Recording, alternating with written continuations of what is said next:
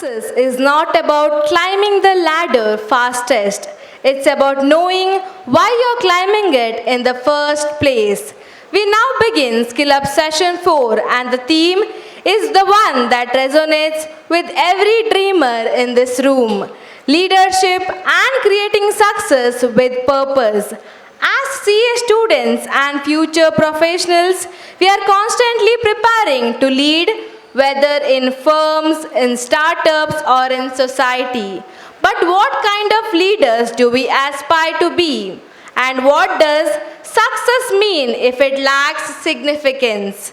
To unravel these profound questions, we are privileged to host Mr. Satya Shankar, the Chairman and Managing Director of Mega Fruit Processing Private Limited, a visionary entrepreneur, a result-driven leader, and above all, someone who believes in purpose before profits. I now invite CA Gautam Pai sir to graciously escort Mr. Satya Shankar to the dais.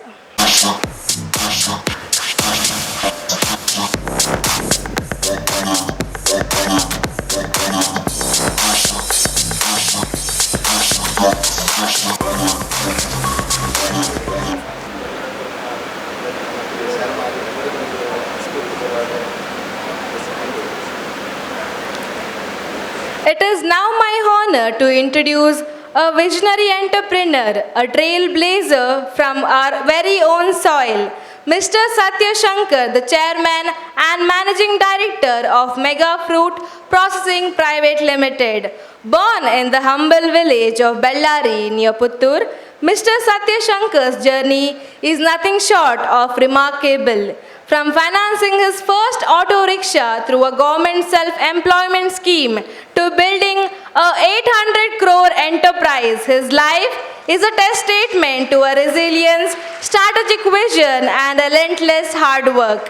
What began as a modest spare parts shop in 1987 evolved into a multifaceted business empire. From Praveen Capital, which now spans over 13 branches across Karnataka, to the widely loved Bindu Beverages, known for its desi twist and authentic flavors. His vision extended beyond commerce. It was rooted in eradicating unemployment and empowering his community through local manufacturing. Under his leadership, Mega Fruit Processing grew into his first packaged drinking water unit in Narimogeru in 2000s, to producing fruit juices, fizzy drinks and snack foods that now reach consumers over South, Central and Eastern India. With new plants in Sangareddy and upcoming one in Visakhapatnam by May 2025. His dream of achieving 1,000 crore turnover is now within reach. His work has earned him several accolades, including Kannadiga of the Year Business category by News 18, Best Beverages Brand by Times Group, and the Atal Achievement Award by Government of India for his exceptional role in generating rural employment.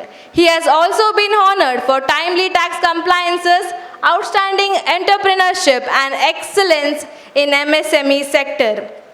In today's competitive world, titles may come easy, but true leadership is about impact, empathy, and intent. This interactive session promises to redefine how we look at success, not as a finish line, but as a journey of meaning. So brace yourself for a transformative session ahead, and please join me in extending a warm and enthusiastic welcome to Sir. ಇದು ಬೆಳಗಾಗೋದ್ರ ಒಳಗೆ ಅದು ಸೃಷ್ಟಿಯಾಗೋದಲ್ಲ, ಏಕೆಂದ್ರೆ ಅದು ಕಟ್ಟುಕತೆ ಅಲ್ಲ. ಒಬ್ಬ ಮನುಷ್ಯ ಯಾವುದೇ ಕ್ಷೇತ್ರದಲ್ಲಿ ಯಶಸ್ಸಿನ ಶಿಖರವೇರಬೇಕಾದ್ರೆ ಬಹಳಷ್ಟು ಸುದೀರ್ಘವಾದ ಮತ್ತು ಕಠಿಣವಾದ ಹಾದಿಯನ್ನ ಕ್ರಮಿಸಬೇಕು. ಮತ್ತು ಆ ಹಾದಿಯಲ್ಲಿನ ಸೋಲುಗಳು, ಅವಮಾನಗಳು, ನೋವುಗಳು, ನಿದ್ದೆ ಇಲ್ಲದ ರಾತ್ರಿಗಳು, ತ್ಯಾಗ, ಪರಿಶ್ರಮ ಇವೆಲ್ಲವನ್ನು ದಾಟಿದ ಬಳಿಕವಷ್ಟೇ ಶಿಖರವನ್ನು ತಲುಪಲು ಸಾಧ್ಯ. ಇಂಥ ಎಲ್ಲ ಸಂಘರ್ಷಗಳ ನಡುವೆ ಎಲ್ಲೂ ಎದೆಗುಂದದೆ, ಸೋಲೊಪ್ಪಿಕೊಳ್ಳದೆ, ಕುದುರೆಯ ಕಣ್ಣಿಗೆ ಪಟ್ಟಿ ಕಟ್ಟಿದಂತೆ ಸಾಧಿಸಬೇಕೆನ್ನುವ ಗುರಿಯೊಂದನ್ನೇ ಎದುರುಗಿಟ್ಟುಕೊಂಡು ಸಾಗಿ ಅದನ್ನು ದಕ್ಕಿಸಿಕೊಂಡ ಶ್ರೀ ಸತ್ಯಶಂಕರ್ ಅವರ ಈ ಯಶೋಗಾಥೆ ನಮ್ಮೆಲ್ಲರಿಗೂ ಪ್ರೇರಣಾದಾಯಕವಾಗಿದೆ.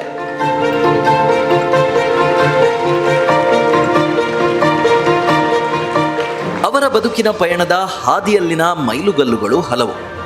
ಅವುಗಳ ಒಂದು ಇಣುಕು ನೋಟವಷ್ಟೇ ಇಲ್ಲಿ ಪರಿಚಯಿಸುತ್ತೇನೆ. ಶ್ರೀ ಸತ್ಯಶಂಕರ್ ಅವರು ಹುಟ್ಟಿದ್ದು 1965 ಜುಲೈ 7ರಂದು. ಜನ್ಮಸ್ಥಳ ಬೆಳ್ಳಾರೆ. ಇವರ ತೀರ್ಥರೂಪರು ಶ್ರೀ ಕೃಷ್ಣ ಭಟ್, ಋಷಿಕರು ಮತ್ತು ಪುರೋಹಿತರು. ಮಾತೃಶ್ರೀ ಅವರು ಶ್ರೀಮತಿ ಶಾರದಾ ಭಟ್, ಗೃಹಿಣಿ. ಸತ್ಯಶಂಕರ್ ಅವರಿಗೆ 2 ಹಿರಿಯ ಸಹೋದರರು ಮತ್ತು 2 ಕಿರಿಯ ಸಹೋದರರು ಹಾಗೂ 2 ಹಿರಿಯ ಸಹೋದರಿಯರು ಮತ್ತು 1 ಕಿರಿಯ ಸಹೋದರಿ. ಇವರ ಪ್ರಾಥಮಿಕ ಶಿಕ್ಷಣ ಮತ್ತು ಕಾಲೇಜು ವ್ಯಾಸಂಗ ಬೆಳ್ಳಾರೆಯಲ್ಲೇ ಮಾಡಿರುತ್ತಾರೆ. 18ನೆಯ ವಯಸ್ಸಿಗೆ PUC ಮುಗಿಸಿದ ನಂತರ ದುಡಿಮೆಯ ಹಾದಿಗೆ ಇಳಿಯುತ್ತಾರೆ. ಸಾಲ ಮಾಡಿ ಒಂದು ಆಟೋ ರಿಕ್ಷಾವನ್ನು ಖರೀದಿಸುತ್ತಾರೆ.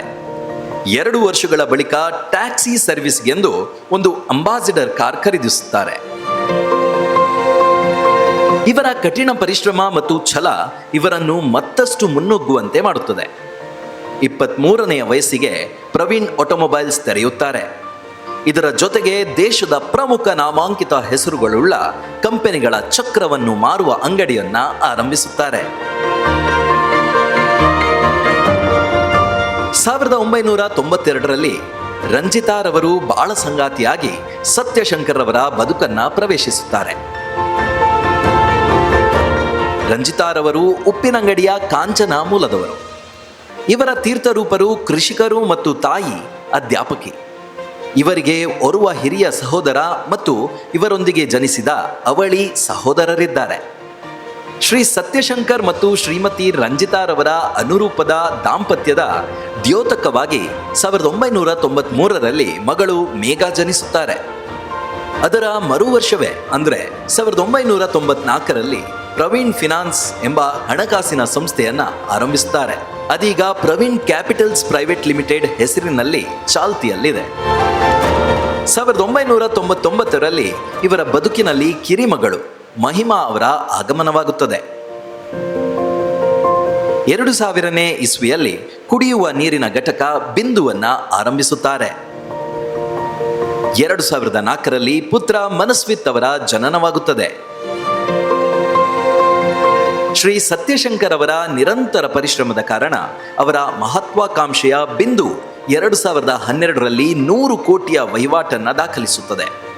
ಇವರ ಸಾಧನೆಯ ಹಾದಿ ಇನ್ನಷ್ಟು ತೆರೆದುಕೊಳ್ಳುತ್ತದೆ.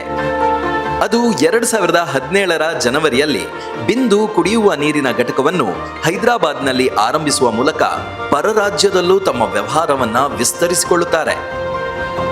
ಅದೇ ವರ್ಷ ಫೆಬ್ರವರಿಯಲ್ಲಿ ಹಿರಿಯ ಮಗಳು ಮೇಘಾರವರ ವಿವಾಹವು ಪುತ್ತೂರಿನ ಖ್ಯಾತ GL ಆಚಾರ್ಯ ಆಭರಣ ಸಂಸ್ಥೆಯ ನಿರ್ದೇಶಕರಾದ ಶ್ರೀ ಸುಧನ್ವಾ ಆಚಾರ್ಯರವರ ಜೊತೆ ನೆರವೇರುತ್ತದೆ.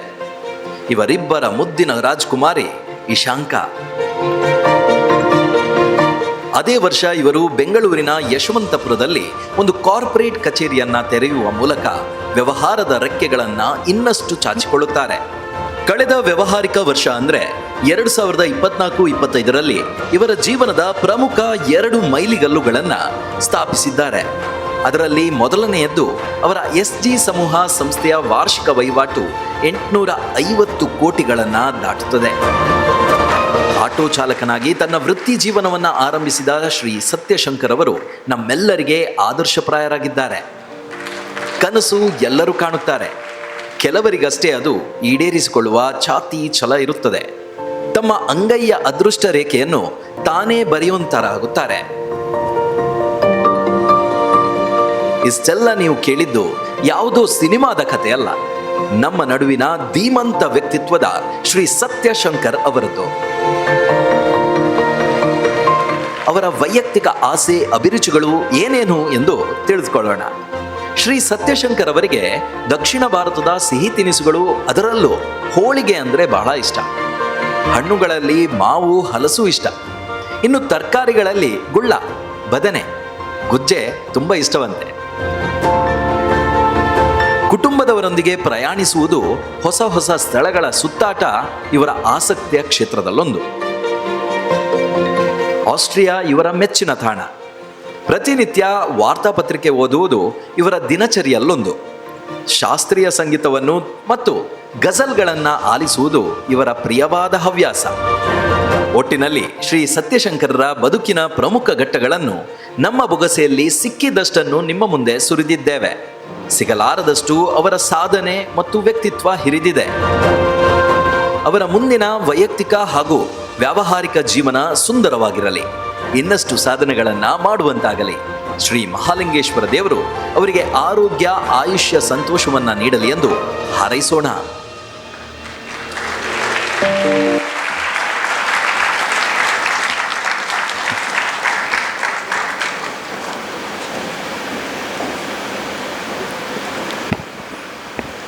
Institute of Chartered Accountants of India ಇದರ ಎಲ್ಲ ಪದಾಧಿಕಾರಿಗಳೇ, ಇವತ್ತಿಲ್ಲಿ ಇರುವಂಥ ಎಲ್ಲ ವಿದ್ಯಾರ್ಥಿನಿಯರೇ, ಗಣ್ಯರೇ,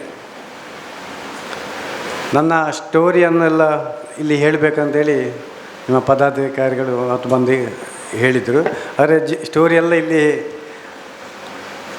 ವಿಡಿಯೋದಲ್ಲಿ ತೋರಿಸಿ ಆಯಿತು. ಜೀವನದಲ್ಲಿ ಯಶಸ್ಸು ಅಂದರೆ ನಾವು ಯಾವ ವೃತ್ತಿಯಲ್ಲಿ ಇದ್ದೇವೋ ಅದರಲ್ಲಿ ಉನ್ನತಿಯನ್ನು ಪಡೆಯುವಂಥದ್ದು. ಯಾವುದೂ ಇರ್ಬೋದು, ಉದ್ದಿಮೆ, ಕೈಗಾರಿಕೆ, ಶೈಕ್ಷಣಿಕ ಕ್ಷೇತ್ರ ಇರ್ಬೋದು, ರಿಯಲ್ ಎಸ್ಟೇಟ್ ಇರ್ಬೋದು, ಪ್ರೊಫೆಷನ್ಸ್ ಆಗಿ CA ಇರ್ಬೋದು, ಲಾಯರ್ ಇರ್ಬೋದು, ಡಾಕ್ಟರ್ ಇರ್ಬೋದು. ಯಾರು ಕೂಡ ಆ ಒಂದು ಕ್ಷೇತ್ರದಲ್ಲಿ ಉನ್ನತಿಯನ್ನು ಪಡೆಯುವಂಥದ್ದು ಅದು ಸಕ್ಸಸ್ ಅಂದರೆ ಹಣ ಏನಲ್ಲ, ಆ ವಿಷಯದಲ್ಲಿ ಅತ್ಯಂತ ಅನುಭವ ಮತ್ತು ಟಾಪ್ ಲೆವೆಲ್ಗೆ ಮುಟ್ಟುವಂಥದ್ದು. ಅದಕ್ಕಾಗಿ ಜೀವನದಲ್ಲಿ ನಾವೊಂದು ದೊಡ್ಡ ಕನಸನ್ನು ಕಾಣೋದು ಬಹಳ ಮುಖ್ಯ. ಒಂದು ನಿರ್ದಿಷ್ಟ ಗುರಿಯನ್ನು ಗುರುತಿಸುವುದು ಮತ್ತು ಆ ಗುರಿಯನ್ನು ತಲುಪಲು ನಿರಂತರ ತಪಸ್ಸಿನಂತೆ ತೊಡಗಿಸಿಕೊಳ್ಳುವುದು ಬಹಳ ಅಗತ್ಯ. ಆಮೇಲೆ ಆ ವಿಷಯದ ಬಗ್ಗೆ ಅಪಾರ ಜ್ಞಾನವನ್ನು ಪಡೆದುಕೊಳ್ಬೇಕು. ಅಂದರೆ ಅನುಭವ ಎಷ್ಟು ನಮಗೆ ಆ ವಿಷಯದ ಬಗ್ಗೆ ಗೊತ್ತಾಯಿತು ಅಷ್ಟು ಸಕ್ಸಸ್ ಆಗಲಿಕ್ಕೆ ಈಸಿ. ಇವಾಗ ಹಣ ಇದ್ದರೆ, ಎಲ್ಲ ವ್ಯವಸ್ಥೆ ಇದ್ದರೂ ಕೂಡ ಅನುಭವದ ಇಲ್ಲದಿದ್ದರೆ ಅದು ಸಕ್ಸಸ್ ಆಗಲಿಕ್ಕೆ ಸಾಧ್ಯ ಇಲ್ಲ. ಸೊ ನಾಲೆಜ್ ತುಂಬ ಅಗತ್ಯ ಆ ವಿಷಯದ ಬಗ್ಗೆ.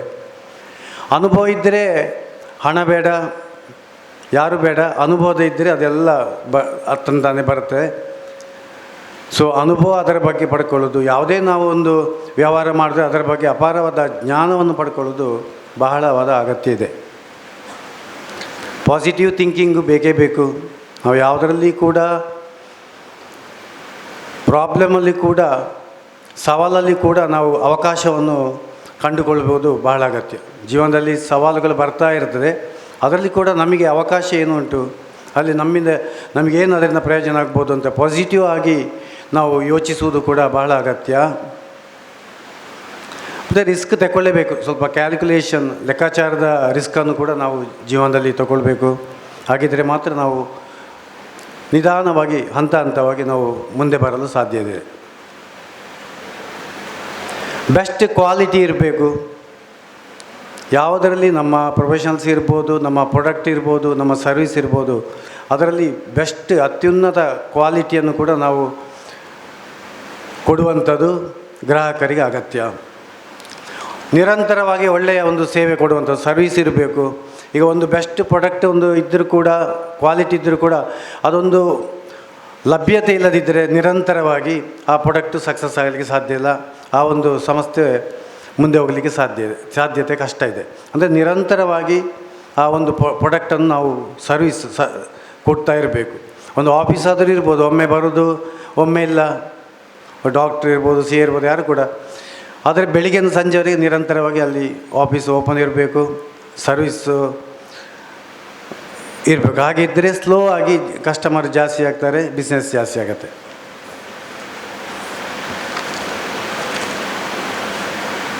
ಮಿನಿಮಮ್ ಮಾರ್ಜಿನ್ ಯಾವುದೇ ಪ್ರಾಡಕ್ಟ್ ಇರ್ಬೋದು ಮಾರ್ಜಿನಲ್ಲಿ ಮಿನಿಮಮ್ ಆಗಿ ಇರಬೇಕು. ವಾಲ್ಯೂಮಲ್ಲಿ ನಾವು ವ್ಯವಹಾರವನ್ನು ಜಾಸ್ತಿ ಮಾಡಬೇಕಂತೇಳಿ ನನ್ನ ಒಂದು ಥಿಂಕಿಂಗ್. ಮಿನಿಮಮ್ ಮಾರ್ಜಿನಲ್ಲಿ ನಾವು ವ್ಯವಹಾರವನ್ನು ಮಾಡಿದರೂ ಕೂಡ ಸಕ್ಸಸ್ಸಿಗೆ ರಹದಾರಿ ಆಗತ್ತೆ. ಹೊಸತನ್ನು ಕೂಡ ಅಳವಡಿಸಿಕೊಳ್ಬೇಕು. ನಾವು ಹೊಸ ಹೊಸ ವಿಷಯವನ್ನು ಕೂಡ ನಾವು ನಮ್ಮ ವ್ಯವಹಾರದಲ್ಲಿ ಅಳವಡಿಸಿಕೊಳ್ಳುವಂಥದ್ದು ಬಹಳ ಅಗತ್ಯ. ನಮ್ಮ ಪ್ರತಿಸ್ಪರ್ಧಿಯ ಬಗ್ಗೆ ನಾವೊಂದು ಗಮನವನ್ನು ಕೂಡ ಇಟ್ಕೊಳ್ಬೇಕು. ಪ್ರತಿಸ್ಪರ್ಧಿಯವರಿದ್ದರೆ ನಾವು ಅವರು ಹಾಳಾಗಬೇಕು ಅಥವಾ ಪ್ರತಿಸ್ಪರ್ಧಿ ಇರಲೇಬಾರ್ದು ಅಂತೇಳೋ ನಮ್ಮ ಉದ್ದೇಶ ಇರಲಿಕ್ಕಿಲ್ಲ. ಆದರೆ ನಮ್ಮ ಪ್ರತಿಸ್ಪರ್ಧಿಯ ಬಗ್ಗೆ ನಾವು ಒಂದು ಗಮನ ಹರಿಸುವಂಥದ್ದು, ಅವರದ್ದು ಏನು ಕೆಲಸ ಇದೆ, ಅವರ ದಾರಿ ಹೇಗೆ ಹೋಗ್ತಾ ಉಂಟು ನಾವೊಂದು ಗಮನಿಸಿ ಅದಕ್ಕೆ ಪೂರಕವಾಗಿ ನಾವೊಂದು ಕ್ರಮವನ್ನು ತೆಗೊಳ್ಳೋದು ಕೂಡ ಬಹಳ ಅಗತ್ಯ. ಸವಾಲುಗಳನ್ನು ಅವಕಾಶವಾಗಿ ನಾವು ಪಡ್ಕೊಳ್ಬೇಕು. ಅದು ನಾನು ಯಾವುದೇ ಚಾಲೆಂಜ್ ಬರುತ್ತೆ, ಯಾವುದೇ ಪ್ರಾಬ್ಲಮ್ಗಳು ಬರ್ತದೆ, ಅದನ್ನು ನಾವು ಅವಕಾಶವಾಗಿ ನಾವು ಅದನ್ನು ಉಪಯೋಗಿಸಬೇಕು, ಪ್ರಯೋಜನವನ್ನು ಪಡಿಬೇಕು. ನಮ್ಮದು ಈಗ 1987ರಲ್ಲಿ ನನ್ನ ವೃತ್ತಿ ಜೀವನ ಸ್ಟಾರ್ಟ್, 84ರಲ್ಲಿ ನಮ್ಮ ವೃತ್ತಿ ಜೀವನ ಸ್ಟಾರ್ಟ್ ಆಯಿತು. ನಮ್ಮದು ಬೆಳ್ಳಾರಿ ಅಂತೇಳಿ, ಸುಳ್ಯ ತಾಲೂಕು ಬೆಳ್ಳಾರಿ ಅಂದರೆ ಒಂದು ಹಳ್ಳಿಯ ಪ್ಲೇಸಲ್ಲಿ ನಮ್ಮ ಜನನ ಆಯಿತು. ಆಮೇಲೆ ಕೆಳ ಮಧ್ಯಮ ವರ್ಗ ಕೃಷಿ ಕುಟುಂಬ ನಮ್ಮದು. ದೊಡ್ಡ ಫ್ಯಾಮಿಲಿ ಇತ್ತು. ನಮ್ಮ ಹತ್ರ ದಿವಸ ಊಟ ಮಾಡಲಿಕ್ಕೆ ನಮ್ಮ ಫ್ಯಾಮಿಲಿಯಲ್ಲಿ ಹಣದ ಅಡಚಣೆ ಇತ್ತು ಆ ಸಮಯದಲ್ಲಿ. PUCವರೆಗೆ ನಾನು ಬೆಳ್ಳಾರಿಯಲ್ಲಿ ಎಜುಕೇಷನ್ ಮಾಡಿದೆ. ಆಮೇಲೆ ಎಜುಕೇಷನ್ ಅಂದರೆ ಸರಕಾರಿ ಶಾಲೆಯಲ್ಲಿ ಏನು ಖರ್ಚಿಲ್ಲ, ಅದಕ್ಕೆ ಅಲ್ಲಿ PUCವರೆಗೆ ನನ್ನ ಎಜುಕೇಷನ್ ಆಯಿತು. PUC ಆದ ಮೇಲೆ ತಂದೆಯವರು ಹೇಳಿದರು, ಇನ್ನು ನೀವು ಎಜುಕೇಷನ್ ಮಾಡಬೇಕಿದ್ರೆ ಪುತ್ತೂರಿಗೆ ಹೋಗಬೇಕು. ಸೊ ಪುತ್ತೂರಲ್ಲಿ ಹೋಗಿ ಅಲ್ಲಿ ಹಾಸ್ಟೆಲ್ ಕಾಲೇಜ್ ಫೀಸ್ ಕೊಡಲಿಕ್ಕೆ ನನ್ನ ಹತ್ರ ಹಣ ಇಲ್ಲ ಅಂತೇಳಿ. ಸೊ ಈ ಚಾಲೆಂಜು, ಇದೊಂದು ಸಮಸ್ಯೆ, ಇದನ್ನು ನಾನು ಅವಕಾಶವಾಗಿ ಒಂದು ಪಡ್ಕೊಂಡೆ. ಅಂದರೆ ನಮ್ಮ ಹತ್ರ ಹಣ ಇಲ್ಲ, ನಾನು ಏನಾದರೂ ಒಂದು ಕೆಲಸ ಮಾಡಲೇಬೇಕು. ಸೊ ಆವಾಗ ಸೆಂಟ್ರಲ್ ಗೌರ್ಮೆಂಟಿದು ಒಂದು ಸ್ಕೀಮ್ ಇತ್ತು. SSLC ಪಾಸ್ ಆದವರಿಗೆ ಸ್ವಉದ್ಯೋಗ ಮಾಡಲಿಕ್ಕೆ ಒಂದು ಸಹಾಯಧನ ಕೊಡುವಂಥ ಒಂದು ಸ್ಕೀಮು. ಅಂದರೆ 5,000 ರೂಪಾಯಿ ಆವಾಗ ಅವರು ಸಹಾಯಧನ ಕೊಡ್ತಿದ್ರು. ಅಂದರೆ ಅದಕ್ಕೆ ಏನು ಬೇಕಂದರೆ SSLC ಪಾಸ್ ಆದ ಮಾರ್ಕ್ಸ್ ಕಾರ್ಡ್ ಇದ್ದರೆ ಆಯಿತು. ಸ್ವಂತ ಉದ್ಯೋಗ ಮಾಡಿ ಯಾವುದೇ ಮಾಡಿದ್ರು ಕೂಡ 5,000 ಸಹಾಯಧನವನ್ನು. ಸೊ ಈ 5,000 ಸಹಾಯಧನ ತಗೊಂಡು ಉಳಿದ ಮಿಕ್ಕಿದ ಹಣವನ್ನು ನಾನು ವಿಜಯ ಬ್ಯಾಂಕ್ ಬೆಳ್ಳಾರಿಯಲ್ಲಿ ಲೋನ್ ಮಾಡಿ ಒಂದು ಆಟೋ ರಿಕ್ಷಾ ತಗೊಂಡೆ. ಆಟೋ ರಿಕ್ಷಾವನ್ನು ನಾನೇ ಓಡಿಸಿದೆ ಅವಾಗ. ಯಾಕಂದರೆ ನಾನು ಜೀವನ ಒಂದು ಮಾಡಬೇಕು, ಇಲ್ಲದಿದ್ದರೆ ನನಗೇನಿಲ್ಲ, ನನ್ನ ಲೈಫಲ್ಲಿ ಏನಿಲ್ಲ. ಯಾಕಂದರೆ ಅಂಥ ಪರಿಸ್ಥಿತಿ ಇತ್ತು. ನಾನು ರಿಕ್ಷಾವನ್ನು ನಾನೇ ಸ್ವಂತ ಓಡಿಸಿದೆ. ಸೊ ನಾನು ಹೇಳಿದಾಗೆ ನೋಡಿ, ಮಿನಿಮಮ್ ಮಾರ್ಜಿನ್, ಬೆಸ್ಟ್ ಸರ್ವೀಸ್, ಅದು ಸಕ್ಸಸ್ಸಿಗೆ ರಹದಾರಿ. ನಾನು ಆ ಟೈಮಿಂದ ಕೂಡ, ಆ ಸಮಯದಲ್ಲಿ ಕೂಡ ನಮ್ಮದು ಅದೇ ಅಜೆಂಡಾ ಇತ್ತು. ಇವತ್ತು ಕೂಡ ನಮ್ಮದು ಅದೇ ಅಜೆಂಡಾ. ಸೊ ನಾನು ಮಿನಿಮಮ್ ಮಾರ್ಜಿನ್ ಮತ್ತು ಬೆಸ್ಟ್ ಸರ್ವೀಸಲ್ಲಿ ಸೇಮ್ ಯೋಜನೆ ನಾನು ಆಟೋ ರಿಕ್ಷಾ ಓಡಿಸಿದೆ. ಆವಾಗ ಒಂದು 3-4 ಆಟೋ ರಿಕ್ಷಾ ಇತ್ತು. ಚಾಲೆಂಜ್ ಇತ್ತು ನಮಗೆ. ಆವಾಗ ನಾವು ಕೃಷಿಕರು, ನಮ್ಮ ಬಿಸ್ನೆಸ್ ಅಥವಾ ನಮ್ಮದು ವಾಹನದ ವಿಷಯವೇ ನಮಗೆ ಗೊತ್ತಿಲ್ಲ. ನಮ್ಮ ಮನೆಯವರೆಲ್ಲ ಕೃಷಿಕರು. ಸೊ ಅಲ್ಲಿ ಚಾಲೆಂಜ್ ಬಂತು. ಡ್ರೈವರ್ಸ್ ಎಲ್ಲ ಹೇಳಿದರು, ಇದು ಇವರಿಗೆ ಆಗೋದಿಲ್ಲ, ಇವರು ಕೃಷಿಕರು, ಇವರಿಂದ ಆಗಲಿಕ್ಕಿಲ್ಲ, ಹಾಗೆ ತುಂಬ ನಮ್ಮದು ರೇಟ್ ಕಮ್ಮಿ ಆಯಿತು, ನೀವು ಯಾಕೆ ಕಮ್ಮಿಗೆ ರೇಟಿಗೆ ಕೊಡ್ತೀವಿ ನೋಡಿ, ತುಂಬ ಚಾಲೆಂಜ್ಗಳು ಬಂತು. ಆದರೆ ನಾನು ನಿರಂತರವಾಗಿ ಬೆಸ್ಟ್ ಸರ್ವೀಸ್ ಕೊಡಬೇಕಂತೇಳೋ ಉದ್ದೇಶದಿಂದ, ಸಕ್ಸಸ್ ಆಗ್ತದೆ ಅಂತೇಳೋ ಒಂದು ಧೈರ್ಯದಿಂದ ನಾನು ಸರ್ವೀಸ್ ಮಾಡಿದೆ. 2-3 ತಿಂಗಳಲ್ಲಿ ನಮಗೆ ನನ್ನ ರಿಕ್ಷಾ ಇದ್ದರೆ ಫಸ್ಟಿಗೆ ನಮಗೆ ಆಟೋ ರಿಕ್ಷಾ ನಮ್ಮಲ್ಲಿಗೆ ಬಾಡಿಗೆ ಬರೋದು ಜನ. ಸೊ ಅದೇ ರೀತಿ ಬಿಸ್ನೆಸ್ ಫಾಸ್ಟಾಗಿ ಪಿಕಪ್ ಆಯಿತು ಮತ್ತು ಸರ್ವೀಸ್ ಒಳ್ಳೆಯದಿದೆ ಅಂತೇಳಿ. ಸೊ 1.5 ವರ್ಷದಲ್ಲಿ ನಾನು ಲೋನೆಲ್ಲ ಕ್ಲೋಸ್ ಮಾಡಿದೆ. ಆಮೇಲೆ ನಾನು ಅದನ್ನು ಸೇಲ್ ಮಾಡಿದೆ, ಆಟೋ ರಿಕ್ಷಾವನ್ನು ಸೇಲ್ ಮಾಡಿ. ಇವಾಗ ವೆಹಿಕಲಿಗೆ ಇವತ್ತು ತಗೊಂಡು 1 ಲಕ್ಷಕ್ಕೆ ತಗೊಂಡ್ರೆ 1 ವರ್ಷ ಆಗೋದಕ್ಕೆ 50,000 ವ್ಯಾಲ್ಯೂ ಇದೆ ಇವಾಗಿನ ಪರಿಸ್ಥಿತಿ. ಆವಾಗ ವೆಹಿಕಲಿಗೆ ಹಾಗೆಲ್ಲ. ನಾವು ಒಂದು ವೆಹಿಕಲ್ 25,000ಕ್ಕೆ ತಗೊಂಡ್ರೆ ಮತ್ತಿನ ವರ್ಷ ಅದಕ್ಕೆ 30,000 ಆಗುತ್ತೆ, 1 ವರ್ಷ ಓಡಿಸಿ ಆಗಿನ ಟೈಮಲ್ಲಿ. ಅಂದರೆ ಇದು 84 ವಿಷಯದ ಟೈಮಲ್ಲಿ ಹೇಳೋದು. ಯಾಕಂದರೆ ಆವಾಗ ವೆಹಿಕಲಿಗೆ ಕಾಂಪಿಟೇಷನ್ ಇಲ್ಲ ಇತ್ತು, ವಾಹನದ್ದು ಲಭ್ಯತೆ ಕಮ್ಮಿ ಇತ್ತು. ನಾವೊಂದು ಕೊಟೇಶನ್ ಕೊಡಬೇಕಿದ್ರೆ ನಾವೆಲ್ಲ ಅವರು ಮೇಲಿಂದ ಕೆಳಗೆ ನೋಡಿ ನಮ್ಮದು ಕೊಟೇಶನ್ ಕೊಡ್ತಿದ್ದರು ಆ ಟೈಮಲ್ಲಿ. ಸೊ ಇವಾಗ ಮನೆಗೆ ಬಂದು ಕೊಡ್ತಾರೆ, ಆವಾಗ ಚೇಂಜ್ ಇತ್ತು. ಸೊ ಆಗ ಏನಿತ್ತು ಅಂದರೆ ಡಿಮಾಂಡ್ ಜಾಸ್ತಿ, ವೆಹಿಕಲ್ ಕಮ್ಮಿ. ಸೊ ಆವಾಗ ಏನಾಗಿತ್ತು ಅಂದರೆ ನಮಗೆ ವೆಹಿಕಲ್ಗೆ ವ್ಯಾಲ್ಯೂ ಜಾಸ್ತಿ, 1 ವರ್ಷ ಓಡಿಸಿದರೂ ಕೂಡ ವೆಹಿಕಲ್ಗೆ ಜಾಸ್ತಿ ವ್ಯಾಲ್ಯೂ ಇತ್ತು. ಸೊ ನಾನು ಏನು ಮಾಡಿದೆ, ನಂದು 20,000ಕ್ಕೆ ನಾನು ತೊಗೊಂಡ ರಿಕ್ಷಾವನ್ನು 1.5 ವರ್ಷ ಓಡಿಸಿ 25,000ಕ್ಕೆ ನಾನು ಸೇಲ್ ಮಾಡಿದ್ದು. ಸೊ 25,000 ಕ್ಯಾಪಿಟಲ್ ಮತ್ತು 75,000 ನಾನು ಬ್ಯಾಂಕ್ ಲೋನ್ ಮಾಡಿ ಅಂಬಾಸೆಡರ್ ಕಾರ್ ತಗೊಂಡೆ. ಅಂಬಾಸೆಡರ್ ಕಾರ್ ತಗೊಂಡ ಮೇಲೆ ಅದರಲ್ಲಿ ಕೂಡ ಸೇಮ್ ನಮ್ಮದು ಅಜೆಂಡಾ ಇತ್ತು, ಬೆಸ್ಟ್ ಸರ್ವೀಸ್ ಮತ್ತು ಮಿನಿಮಮ್ ಮಾರ್ಜಿನ್. ಸೊ ಒಂದು 6 ತಿಂಗಳಲ್ಲಿ ನಮ್ಮದು ತುಂಬ ಬಾಡಿಗೆ ಬಂತು, ಫುಲ್ ಬುಕ್ಕಿಂಗ್ ಆಗಿದೆ, ಬುಕ್ಕಿಂಗ್ ಬರ್ತಾಯಿತ್ತು. ನಾನು ತುಂಬ ಬ್ಯಾಂಗ್ಳೂರು ಇಲ್ಲೆಲ್ಲ ಒಂದು ಕರ್ನಾಟಕದೆಲ್ಲ ಕೇರಳ, ತಿರುಪತಿ, ಈ 2-3 ಸ್ಟೇಟಲ್ಲಿ ನಮ್ಮದು ಕಾರು ಬಾಡಿಗೆ ನಾನು ಓಡಿಸಿದೆ, ನಾನು ಸ್ವಂತ ಓಡಿಸಿದೆ. 1.5 ವರ್ಷದಲ್ಲಿ ಅದು ಲೋನೆಲ್ಲ ನಮ್ಮದು ಕ್ಲೋಸ್ ಆಯಿತು. ಯಾವುದು ನಾನು ಇಂಪಾರ್ಟೆಂಟ್ ಏನಂದರೆ, ನಾವೊಂದು ಉದ್ದೇಶಕ್ಕೆ ಹಣವನ್ನು ತಗೊಂಡ್ರೆ ಅದೇ ಉದ್ದೇಶಕ್ಕೆ ಆ ಹಣವನ್ನು ವಿನಿಯೋಗ ಮಾಡಬೇಕು. ತುಂಬ ಜನ ಏನಾಗ್ತಾರೆ ಅಂದರೆ, ಒಂದು ಉದ್ದೇಶಕ್ಕೆ ಹಣ ತಗೊಂಡು ಹಣವನ್ನು ಡೈವರ್ಟ್ ಮಾಡ್ತಾರೆ, ಇನ್ನೊಂದು ಕಡೆಗೆ ಹಾಕ್ತಾರೆ. ಸೊ ಅದು 2 ಕೂಡ ಫೇಲ್ ಆಗುತ್ತೆ. ಅದಕ್ಕೆ ನಾನು ಹೇಳೋದು, ಸ್ಪಷ್ಟವಾದ ಗುರಿ, ನಾವೆಲ್ಲರೂ ಕೂಡ ಒಂದು ಸ್ಪಷ್ಟವಾದ ಗುರಿಯನ್ನು ಇಟ್ಟುಕೊಂಡ್ರೆ ಮಾತ್ರ ಸಕ್ಸಸ್ ಆಗಲಿಕ್ಕೆ ಸಾಧ್ಯತೆ ಉಂಟು. ಸೊ ನಾವು ಏನು ಉದ್ದೇಶಕ್ಕೆ ನಾವು ಹಣ ತಗೊಳ್ತೇವೆ ಅದೇ ಉದ್ದೇಶಕ್ಕೆ ನಾವು ಅದನ್ನು ವಿನಿಯೋಗಿಸಬೇಕು, ಮತ್ತು ಅದರಲ್ಲಿ ನಾವು ಕೆಲಸವನ್ನು ಮಾಡಬೇಕು, ಅದರ ಬಗ್ಗೆ ಅನುಭವವನ್ನು ಪಡ್ಕೊಳ್ಬೇಕು, ಅದು ಈಸಿ ಆಗುತ್ತೆ. ಸೊ ನಮ್ಮದು ಅಂಬಾಸೆಡರ್ ಕಾರು ಕೂಡ ಸಕ್ಸಸ್ ಆಯಿತು. 1.5 ವರ್ಷದಲ್ಲಿ ನಮ್ಮದು ಅಂಬಾಸೆಡರ್ ಕಾರ್ ನಾನು ಲೋನೆಲ್ಲ ಕ್ಲೋಸ್ ಆಯಿತು. ನಾನು ಅಂಬಾಸೆಡರ್ ಕಾರ್ ಇರುವಾಗ ನೋಡಿ, ಒಂದು ಪ್ರಾಬ್ಲಮ್ ಇತ್ತು, ಸವಾಲುಗಳನ್ನು ಅವಕಾಶಗಳು. ನಮಗೆ ಸವಾಲು ಅಂದರೆ ಆವಾಗ ಅಂಬಾಸೆಡರ್ ಕಾರಿಗೆ ನಮಗೆ ಪುತ್ತೂರಲ್ಲಿ ಸ್ಪೇರ್ ಪಾರ್ಟ್ ಇಲ್ಲ ಸರಿಯಾದ್ದು. ನಾವೇನು ಮ್ಯಾಂಗ್ಳೂರಿಗೆ ಬರಬೇಕು, ಇಲ್ಲಾಂದರೆ ಬ್ಯಾಂಗ್ಳೂರಿಂದ ತರಬೇಕು. ತುಂಬ ಜನ ನನ್ನಂಥ ಉದ್ಯೋಗ ಮಾಡೋರು ಅಥವಾ ವೆಹಿಕಲ್ನವರು ಸ್ಪೇರ್ ಪಾರ್ಟಿಗೆ ತುಂಬ ತಲೆಬಿಸಿ ಮಾಡ್ತಿದ್ದರು, ಸರಿಯಾದ ವ್ಯವಸ್ಥೆ ಇಲ್ಲ. ಮ್ಯಾಂಗ್ಳೂರು ಹೋಗಬೇಕಿಲ್ಲದ್ರೆ ಬ್ಯಾಂಗ್ಳೂರಿಂದ ತರಬೇಕು, ಇಲ್ಲಿ ಜೆನ್ಯೂನ್ ಪಾರ್ಟ್ಸ್ ಪುತ್ತೂರಲ್ಲಿ ಸಿಗ್ತಿಲ್ಲ ಆಯಿತು ಆ ಟೈಮಲ್ಲಿ. ಸೊ ಇದೊಂದು ಸವಾಲನ್ನು ಅನುಕೂಲವಾಗಿ ಪಡಿಸಲಿಕ್ಕೆ ನಾನು ಏನು ಮಾಡಿದೆ ಅಂದರೆ, ಅಂಬಾಸೆಡರ್ ಕಾರ್ ಸೇಲ್ ಮಾಡಿ ನಾನು ಆಟೋ ಸ್ಪೇರ್ಸಿದ ಅಂಗಡಿ ಹಾಕಿದೆ. 87ರಲ್ಲಿ ಸ್ಪೇರ್ ಪಾರ್ಟ್ ಅಂಗಡಿಯನ್ನು ಹಾಕಿದೆ. ಸ್ಪೇರ್ ಪಾರ್ಟ್ ಅಂಗಡಿ ಹಾಕಿ ಅದರಲ್ಲಿ ಕೂಡ ಸೇಮ್ ನಮ್ಮ ಅಜೆಂಡಾ ಇತ್ತು. ಸ್ಪೇರ್ ಪಾರ್ಟ್ ಸಣ್ಣದಾಗಿ ಸ್ವಲ್ಪ ಸಮಯದಲ್ಲಿ 6 ತಿಂಗಳು 1 ವರ್ಷ ಆಗುವ ಬಿಸ್ನೆಸ್ 6 ತಿಂಗಳಲ್ಲಿ ಪಿಕಪ್ ಆಯಿತು. ಅಲ್ಲಿ ಕೂಡ ನನಗೆ ಚಾಲೆಂಜ್ ಇತ್ತು, ಯಾಕೆಂದರೆ ನಮ್ಮದು ಬಿಸ್ನೆಸ್ಸಿದು ಫ್ಯಾಮಿಲಿ ಇಲ್ಲ, ನಮಗೆ ಯಾರೂ ಬಿಸ್ನೆಸ್ಸಿನವರು ಪರಿಚಯ ಇಲ್ಲ, ನಾವು ಬರೀ ಡ್ರೈವರ್ ಇದು ಅಲ್ಲ, ನಮಗೆ ಬಿಸ್ನೆಸ್ಸಿನ ಇದಿಲ್ಲ. ಅಲ್ಲಿ ಕೂಡ ನಮ್ಮ ಹಿಂದೆ ಇದ್ದ ಬಿಸ್ನೆಸ್ನವರು ಕೂಡ ಚಾಲೆಂಜ್ ಮಾಡಿದ್ರು, ಇವರು ಇನ್ನಿಗೆ ಬೇಗ ಬಂದು ಮಾಡ್ತಾರೆ, ಯಾಕೆಂದರೆ ಇವರಿಗೆ ಇವರು ಬರೀ ಒಂದು ಡ್ರೈವರ್, ಇವರೇನು ಸ್ಪೇರ್ ಪಾರ್ಟ್ ಅಂಗಡಿ ಮಾಡ್ತಾರೆ ಅಂತೇಳಿ ಜನರು ನಮ್ಮ ಆಗಿನ ಬಿಸ್ನೆಸ್ನವರು ಮಾತಾಡ್ತಿದ್ದರು. ಆದರೆ ನನಗೆ ಅಪರಿಮಿತವಾದ ಒಂದು ಆತ್ಮವಿಶ್ವಾಸ ಇತ್ತು. ಬೆಸ್ಟ್ ಸರ್ವೀಸ್ ಮತ್ತು ಬೆಸ್ಟ್ ಕ್ವಾಲಿಟಿ ಮತ್ತು ಮಿನಿಮಮ್ ಮಾರ್ಜಿನಲ್ಲಿ ಕೊಟ್ಟರೆ ಬಿಸ್ನೆಸ್ ಪಕ್ಕಾ ಬರುತ್ತೆ. ಸೇಮ್ ಅಜೆಂಡಾ ನಮ್ಮದು 1-1.5 ವರ್ಷದಲ್ಲಿ ಬಿಸ್ನೆಸ್ ಪಿಕಪ್ ಆಯಿತು. ಆಮೇಲೆ ಅದಕ್ಕೆ ಪೂರಕವಾಗಿ ನಾನು ಟೈರ್ದು ಶಾಪಿದು ಡೀಲರ್ಶಿಪ್ ತಗೊಂಡೆ 1 ವರ್ಷದಲ್ಲಿ. ಸೊ ಆಟೋಮೊಬೈಲ್ ಟೈರ್ ಶಾಪಲ್ಲಿ ಕೂಡ ಚೆನ್ನಾಗಿ ಬಿಸ್ನೆಸ್ ಬಂತು ಸೇಮ್ ಅಜೆಂಡದಲ್ಲಿ. ಆಮೇಲೆ ಆವಾಗ ಏನಾಗ್ತಿತ್ತು ನೋಡಿ, ಅಂದರೆ ಡ್ರೈವರ್ ಕಮ್ ಓನರ್ ಸ್ವಂತ ಕೆಲಸ ಮಾಡ್ತಾರೆ, ಸೆಕೆಂಡ್ ವೆಹಿಕಲ್, ಅವ್ರ ಹತ್ರ ಹಣ ಇರಲ್ಲ, ಹಣದ ಅಡಚಣೆ ಇತ್ತು, ಟರ್ನ್ ಓವರ್ ಮಾಡಿ ಅವರು ಹಣ ಕೊಡಬೇಕು. ಸೊ ಅವರು ಸ್ಪೇರ್ ಪಾರ್ಟ್ ಟೈರೆಲ್ಲ ನಾವು ಸಾಲ ಕೊಡ್ತಿದ್ದೆವು, ಅಂದರೆ ಹಣ ಇಲ್ಲ, ಸಾಲ ಕೊಟ್ಟು ಮತ್ತು ಅವರು 15 ದಿವಸ 1 ತಿಂಗಳು ಬಾಡಿಗೆ ಮಾಡಿ ನಮಗೆ ಕೊಡ್ತಿದ್ರು.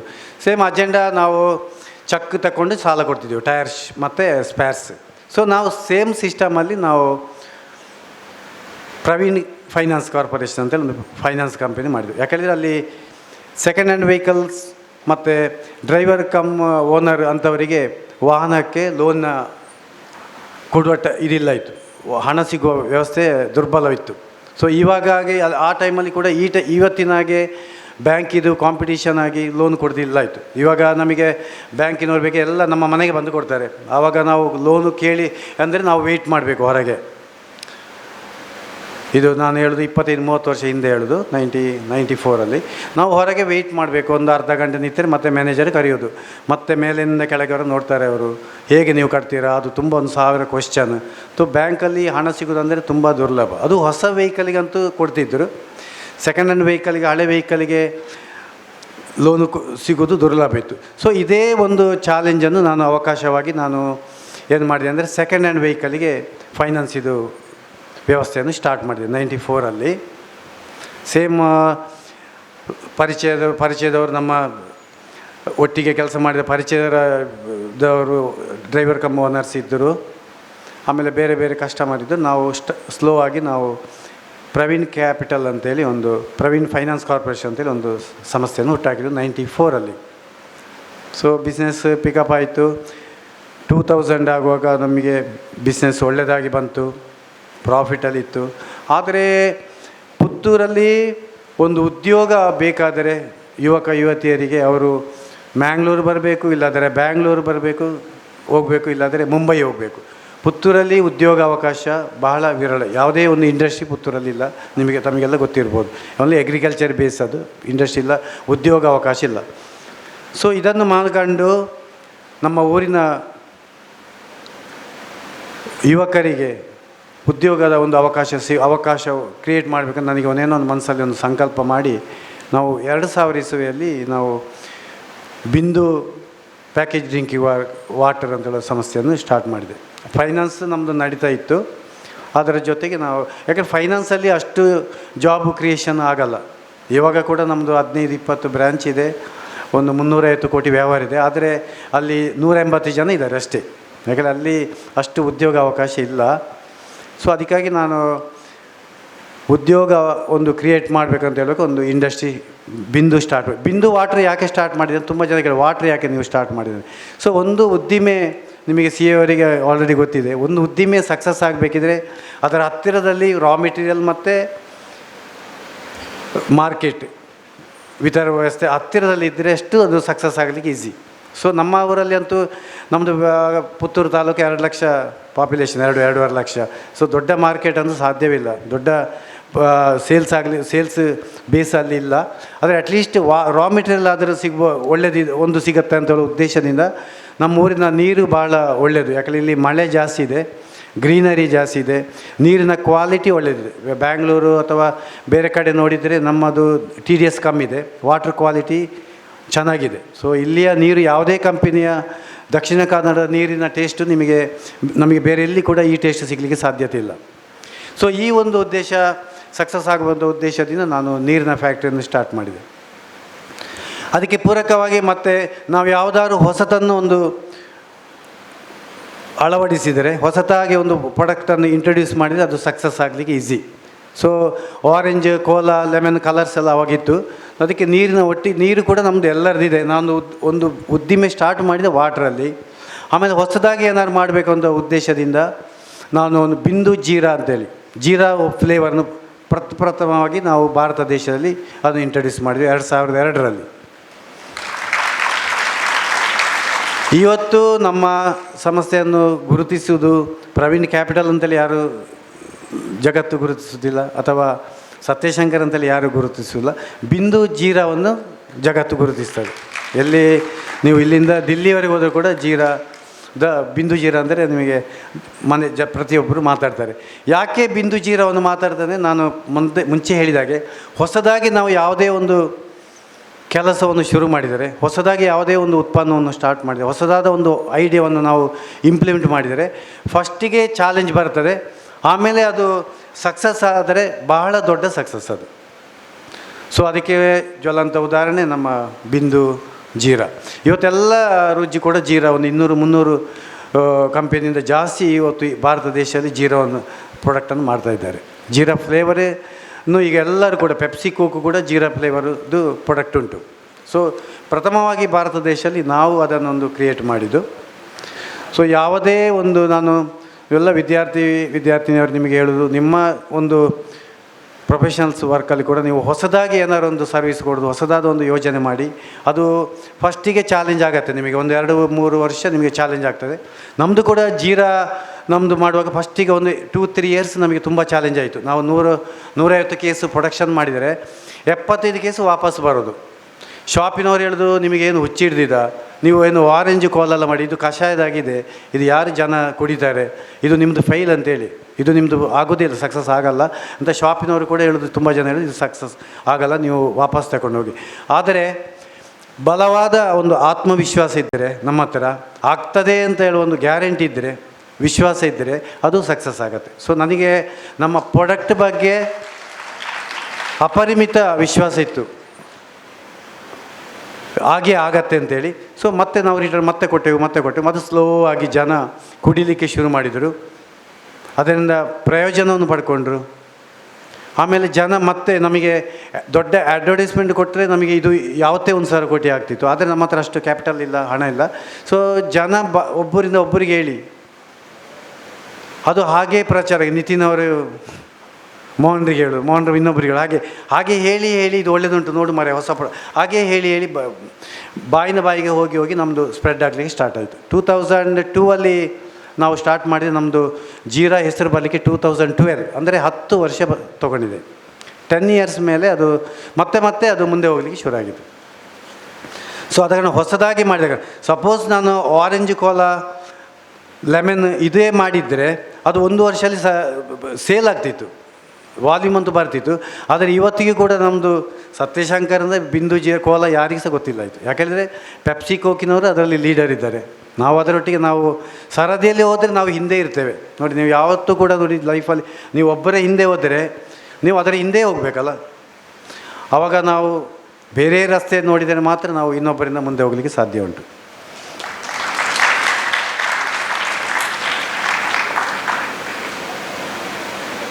ಸೊ ಅದೇ ನಾನು ಹೇಳೋದು, ತನ್ನ ಬಗ್ಗೆ ತನಗೆ ಅಪಾರವಾದ ಆತ್ಮವಿಶ್ವಾಸ ಬೇಕು. ಇಲ್ಲದ ಆತ್ಮವಿಶ್ವಾಸ ಇದ್ದರೆ ಮಾತ್ರ ನಮ್ಮ ಬಗ್ಗೆ ನಮಗೆ ಗ್ಯಾರಂಟಿ ಇದ್ದರೆ ಮಾತ್ರ ನಾವು ಅದರಲ್ಲಿ ಮುಂದೆ ಹೋಗಲಿಕ್ಕೆ ಸಾಧ್ಯ ಉಂಟು. ಇಲ್ಲದೆ ಕನ್ಫ್ಯೂಸ್ ಆದರೆ, ಸಂಶಯ ಬಂದರೆ ಆಗ್ತದಾ ಇಲ್ವಾ ಆವಾಗ ನೀವು ಕೇಳಿದರೆ ಎಲ್ಲರೂ ಹೇಳ್ತಾರೆ ಇದಾಗೋದಿಲ್ಲ ಅಂತೇಳಿ. ಸೊ ಒಂದೊಂದು ನಿಮಗೆ ಚಾಲೆಂಜ್ಗೆ ಸೋಲುಗಳು ಬರ್ತದೆ ನೋಡಿ. ಸೋಲು ಬಂದರೆ ಮತ್ತೆ ನಾವು ಸ್ಟ್ರಾಂಗ್ ಆಗಬೇಕು. ಸೋಲು ಬಂದರೆ ಒಂದು ಸೋಲು ಬಂದರೆ ನಾವು ಅದನ್ನು ಸರಿಪಡಿಸ್ತೇವೆ. ಇನ್ನೊಂದು ಸೋಲು ಬರ್ತದೆ, ನಾವು ಅದನ್ನು ಸರಿಪಡಿಸ್ತೇವೆ. ಮತ್ತೊಂದು ಸೋಲು ಬರ್ತದೆ, ಸರಿಪಡಿಸ್ತೇವೆ. ಸೊ ಮತ್ತೆ ಸೋಲು ಬರಲಿಕ್ಕೆ ಇಲ್ಲ, ಯಾಕೆಂದರೆ ಎಲ್ಲ ಸರಿ ಆಯಿತು, ಅದು ಎಲ್ಲ ಕರೆಕ್ಟ್ ಆಯಿತು. ಮತ್ತೆ ಬರೋದೇ ಅದ್ಭುತ ಸಕ್ಸಸ್. ಸೊ ಅದಕ್ಕೆ ನೀವೆಲ್ಲ ಸಣ್ಣ ಏಜಲ್ಲಿದ್ದೀರಾ, ನೀವು ಭವಿಷ್ಯ ನಿಮ್ಮದು ಇನ್ನೂ ಸ್ಟಾರ್ಟ್ ಆಗಬೇಕು. ಯಾವುದೇ ಸೋಲು ಬಂದರೆ ನೀವು ಎದೆಗೊಂದುಬೇಡಿ, ಮತ್ತೆ ಸ್ಟ್ರಾಂಗ್ ಆಗಿ. ಅದಕ್ಕೆ ಮುಖ್ಯವಾಗಿ ನಿಮ್ಮ ಕೆಲಸದ ಬಗ್ಗೆ, ನಿಮ್ಮ ಬಗ್ಗೆ ನಿಮಗೆ ಆತ್ಮವಿಶ್ವಾಸ ಬಹಳ ಸ್ಟ್ರಾಂಗ್ ಆಗಿರಬೇಕು. ಮತ್ತು ಪಾಸಿಟಿವ್ ಥಿಂಕಿಂಗ್ ಇದಿದ್ದರೆ ನಿಮ್ಮದು ಯಾವುದೇ ಸೋಲು ಬಂದರೆ ಸರಿ ಆಗ್ತದೆ, ಮತ್ತು ನೀವು ದೊಡ್ಡ ಒಂದು ಸಕ್ಸಸ್ ದಾರಿಯಲ್ಲಿ ಹೋಗ್ಬೋದು. ಅದೇ ರೀತಿ ನಾವೊಂದು ದೈಹಿಕ ಮತ್ತು ಮಾನಸಿಕ ಆರೋಗ್ಯವನ್ನು ಕೂಡ ಕಾಪಾಡಿಕೊಳ್ಳೋದು ಬಹಳ ಅಗತ್ಯ. ತುಂಬ ಎಲ್ಲ ಕೆಲಸ ಆಯಿತು, ಹಣ ಆಯಿತು, ಎಲ್ಲ ವ್ಯವಸ್ಥೆ ಆಯಿತು, ಆರೋಗ್ಯ ಇಲ್ಲದಿದ್ದರೆ ಈ ಹಣ ಎಂತ ಮಾಡೋದು, ನಮ್ಮ ಹೆಸರು ಪ್ರತಿಷ್ಠೆಯನ್ನು ಏನು ಮಾಡಲಿಕ್ಕಾಗತ್ತೆ. ಸೊ ಆದ ಕಾರಣ ನಾವೆಲ್ಲರೂ ಕೂಡ ನಾವು ನಮ್ಮ ಆರೋಗ್ಯ ಮತ್ತು ನಮ್ಮ ಮಾನಸಿಕ ಆರೋಗ್ಯ, ದೈಹಿಕ ಆರೋಗ್ಯಕ್ಕೆ ಗಮನವನ್ನು ಕೊಡಬೇಕು. ನಾವೆಲ್ಲ ಈಗ ಮನೆಗೋಸ್ಕರ, ಹೆಂಡತಿಗೋಸ್ಕರ, ಮಕ್ಕಳಿಗೋಸ್ಕರ, ಊರಿಗೋಸ್ಕರ, ಜಗತ್ತಿಗೋಸ್ಕರ ಕೆಲಸ ಮಾಡ್ತೇವೆ. ಆದರೆ ನಿಮಗೋಸ್ಕರ ಒಂದು ದಿವಸದಲ್ಲಿ 1 ಗಂಟೆ ಟೈಮನ್ನು ನಿಮಗೋಸ್ಕರ ನಿಮ್ಮ ಟೈಮನ್ನು ಸ್ಪೆಂಡ್ ಮಾಡೋದು ಬಹಳ ಅಗತ್ಯ. ಸೊ 1 ಗಂಟೆ ಟೈಮನ್ನು ಸ್ಪೆಂಡ್ ಮಾಡಿ ಸ್ಲೈಟಾಗಿ ವ್ಯಾಯಾಮ, ವಾಕಿಂಗ್, ಜಾಗಿಂಗ್ ಯಾವುದೂ ಆಗ್ಬೋದು. ಜಿಮ್ಮಿಗೆ ಹೋಗಿ ಅಲ್ಲಿ ಎಕ್ಸಸೈಸ್ ಮಾಡಬೇಕಂತ ಏನಿಲ್ಲ. ಸಿಂಪಲ್ ವ್ಯಾಯಾಮ, ಗ್ರೀನರಿ ಯಾವುದು ನಿಮಗೆ ಖುಷಿದೆ ಅದರಲ್ಲಿ ಚೇಂಜಸ್ ಮಾಡಿ 1 ಅವರ್ ದೈಹಿಕ ಮತ್ತು ಮಾನಸಿಕ ವ್ಯಾಯಾಮವನ್ನು ಕೂಡ ಮಾಡೋದು, ಅಳವಡಿಸಿಕೊಳ್ಳೋದು ಬಹಳ ಅಗತ್ಯ. ಮತ್ತೊಂದು ಏನೆಂದರೆ, ನಿಮಗೆ ಯಾವುದೇ ಕೆಲಸ ಬೋರ್ ಆಗಬಾರ್ದು ಅಂತ ಇದ್ದರೆ ಮಹತ್ವದ ಒಂದು ಕಾರ್ಯ, ಯಾವುದೇ ನಿಮ್ಮ ಕೆಲಸ ನೀವು ಮಾಡುವಾಗ ನಿಮ್ಮ ಉದ್ಯೋಗವನ್ನು ನೀವು ಪ್ರೀತಿ ಮಾಡುವಂಥದ್ದು ಏಕೈಕ ಮಾರ್ಗ. ಅಂದರೆ ನಾವು ಮಾಡುವ ಕೆಲಸವನ್ನು ನಾವು ಪ್ರೀತಿ ಮಾಡೋದು ಬಹಳ ಅಗತ್ಯ. ಇಲ್ಲದಿದ್ದರೆ ಬೋರ್ ಆಗುತ್ತೆ. ನಮ್ಮ ಕೆಲಸದಲ್ಲಿ ನಮಗೆ ಇಂಟ್ರೆಸ್ಟ್ ಇಲ್ಲದಿದ್ದರೆ ನಮಗೆ ಅದು ಬೋರ್ ಆಗುತ್ತೆ. ಅಯ್ಯೋ ಸಾಕು ಮಾರ್ರೆ, ಎಷ್ಟು ಮಾಡಿ ಬೋರ್ ಆಗಿದೆ, ಯಾರು ಹೋಗಿ ಬಿಡುವ ಅಂತೇಳಿ. ಸೊ ನಮ್ಮ ಕೆಲಸದಲ್ಲೇ ನಾವು ರಿಲ್ಯಾಕ್ಸ್ ಮಾಡೋದು. ನಮ್ಮ ಕೆಲಸದಲ್ಲಿ ನಮಗೆ ಪ್ರೀತಿ ಇದ್ದರೆ ನಿಮಗೆ ಆಯಾಸವೇ ಆಗಲ್ಲ, ಯಾಕಂದರೆ ಅದರಲ್ಲೇ ನಮಗೆ ರಿಲ್ಯಾಕ್ಸ್ ಸಿಗತ್ತೆ. ಸೊ ಆದ ಕಾರಣ ನಮ್ಮ ಕೆಲಸವನ್ನು ನಾವು ಪ್ರೀತಿ ಮಾಡೋದು ಕೂಡ ಬಹಳ ಅಗತ್ಯ. ಆವಾಗ ನಿಮಗೆ ನಿಮ್ಮ ಲೈಫು ನಮಗೆ ಬೋರ್ ಆಗಲ್ಲ, ಅದರಲ್ಲೇ ನಿಮಗೆ ರಿಲ್ಯಾಕ್ಸ್ ಸಿಗತ್ತೆ.